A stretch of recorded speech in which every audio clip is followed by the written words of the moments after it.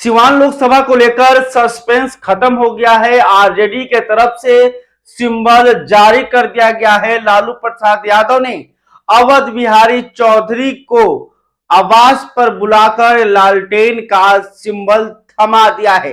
देखिए, आरजेडी 23 लोकसभा सीटों पर चुनाव लड़ रही है, जिसमें 22 सीटों के उम्मीदवार पहले घोषित कर दिए गए थे, लेकिन सिवान लोकसभा सीट को लगातार सस्पेंस बना हुआ था कि आखिर यहां से कौन उम्मीदवार होगा।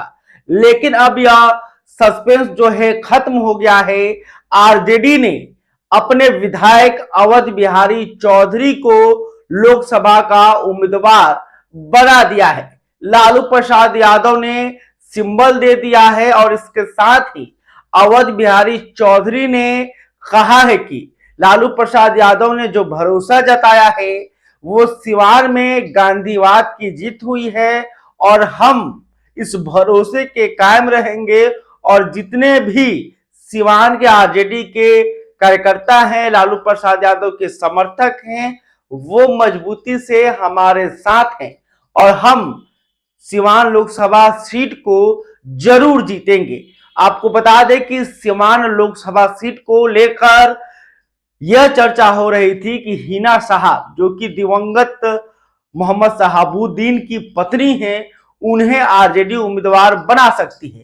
आरजेडी के तरफ से हिना साहब को ऑफर भी दिया गया था, लेकिन हिना साहब ने लालू प्रसाद यादव के इस ऑफर को सीधे ठुकरा दिया और उन्होंने कहा कि हम आरजेडी के टिकट पर, आरजेडी के सिंबल पर चुनाव नहीं लड़ेंगे।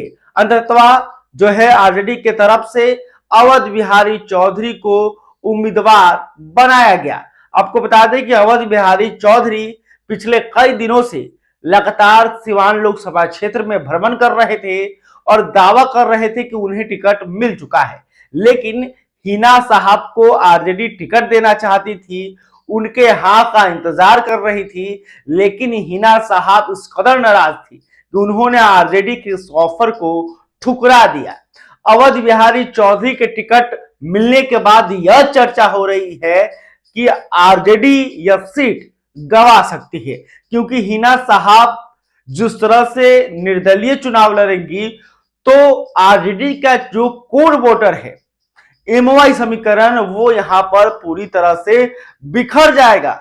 मुसलमान जो वोटर हैं वो हिना साहब के साथ पूरी तरह से खड़े हैं और लगातार हमारी टीम या जो वहां के लोग हैं वो बता रहे हैं कि मुसलमान हिलने वाले नहीं हैं और हिना साहब के साथ मजबूती से खड़े हैं। और खास बात है कि हिना साहब के जो समर्थक हैं वो भी उनसे यही डिमांड कर रहे थे कि आप आरजेडी से चुनाव मत लड़िए, क्योंकि उनका कहना था कि आरजेडी के सिंबल पर हिना साहब चुनाव लड़ती हैं तो उन्हें सिर्फ मुस्लिम यादव वोट ही मिलते हैं, बाकी अन्य जातियों का वोट नहीं मिलता है। ऊपर से यादव भी पूरी तरह से उनके साथ नहीं आते हैं। उनका कहना है कि आरजेडी के कारण खास करके जो स्वर्ण वोटर हैं वो हिना साहब के पक्ष में नहीं आते हैं। अब देखना होगा कि हिना साहब कितनी मजबूती से यहाँ चुनाव लड़ती है।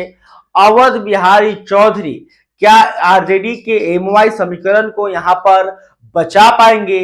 हिना साहब निर्दलीय ताल ठोंकेगी या फिर किसी अन्य पार्टी से चुनाव लड़ेंगी, यह भी देखना खास होगा। तो सिवान का रण पूरी तरह से रोमांचक होते जा रहा है और यहाँ पर तीन तरफा आपको लड़ाई देखने को मिलेगा। सिवान में एनडीए की तरफ से जदयू चुनाव लड़ रही है। जदयू ने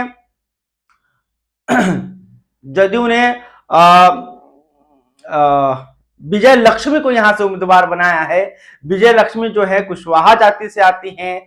जदयू ने यहाँ की वर्तमान सांसद अजय सिंह की पत्नी कविता सिंह का टिकट काटा और इनके जगह पर विजय लक्ष्मी को उम्मीदवार बनाया है। इस वजह से कहा जा रहा है कि राजपूत जो वोटर है, खास करके जो अजय सिंह के समर्थक हैं, वो भी नाराज चल रहे हैं जदयू के उम्मीदवार से और इनका जो वोट है वो हिना साहब के पक्ष में जा सकता है। तो सिवान का रण में कौन बाजी मारेगा यह कहना मुश्किल है, क्योंकि एनडीए के उम्मीदवार को भी लेकर नाराजगी है, अवध बिहारी चौधरी को लेकर भी नाराजगी है। अवध बिहारी चौधरी से नहीं तो कम से कम आरजेडी से मुसलमान नाराज हैं और हिना साहब जो हैं वो एक बड़ा फैक्टर यहां पर हैं। मोहम्मद शहाबुद्दीन के परिवार का क्या कद रहा है, क्या पकड़ रहा है, यह बताने की जरूरत नहीं है। सीवान, गोपालगंज, सारण, महाराजगंज, इन 4 लोकसभा सीटों पर भी हिना साहब का प्रभाव है। तो 4 सीटों पर तो प्रभाव देखने को मिलेगा ही। सीमांचल क्षेत्र में जहां पे मुसलमान अधिक हैं वो भी कहीं ना कहीं इस बात से नाराज नजर आएंगे। इसके अलावा जिस तरह से झंझारपुर में वीआईपी के तरफ से सुमन महासेठ को उम्मीदवार बनाया गया, कुल आरजेडी के तरफ से 2 मुसलमानों को ही टिकट दिया गया है, जिससे यह मैसेज गया है कि आरजेडी जो एमवाई समीकरण की बात करती है वो सिर्फ टिकट बांटने में यादव जाति पर ही भरोसा जता रही है। तो मुसलमान कहीं ना कहीं इससे नाराज हैं, क्योंकि उनको लगता है कि जितनी उनकी भागीदारी है उस हिसाब से उन्हें लोकसभा का टिकट नहीं मिला है। खैर, अभी तक आपने हमारे चैनल को सब्सक्राइब नहीं तुरंत कर लें। इस खबर को लेकर आप क्या सोचते हैं कमेंट करके बता सकते हैं। वीडियो फेसबुक पर देख रहे हैं तो हमारे पेज को भी लाइक कर लें। बहुत बहुत धन्यवाद।